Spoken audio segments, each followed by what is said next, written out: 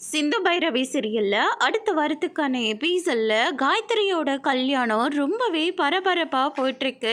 எல்லாரும் அவ்வளோ சந்தோஷமாக இருக்காங்க. காயத்ரியை கூட்டிகிட்டு வந்து நிப்பாட்டுறாங்க. அதுக்கு அடுத்ததான் அன்னபூரணியோட சந்தோஷத்தை சொல்லவே தேவையில்ல, அவ்வளோ சந்தோஷமாக இருக்காங்க. காயத்ரியை அன்னபூரி காலில் விழுந்து ஆசீர்வாதம் வாங்குறாங்க.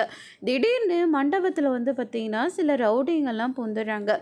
இப்போ உனக்கு உயிர் மேலே ஆசை இருந்தால் இப்போவே காயத்ரியை விட்டு வெளியே போட சொல்லியா அப்படின்ற மாதிரி வந்து சொல்லிடுறாங்க. முடியாது, எனக்கு காயத்ரி தான் வேணும் அப்படின்னு சொல்லிட்டு ரொம்பவே பிடிவாதமாக இருக்காரு.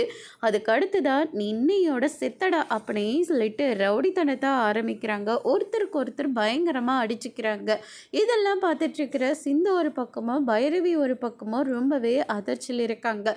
திடீர்னு சஞ்சயோட ஆட்கள் வந்து பார்த்திங்கன்னா ஆறுமுகத்தை கத்தியால் வந்து குத்திடுறாங்க.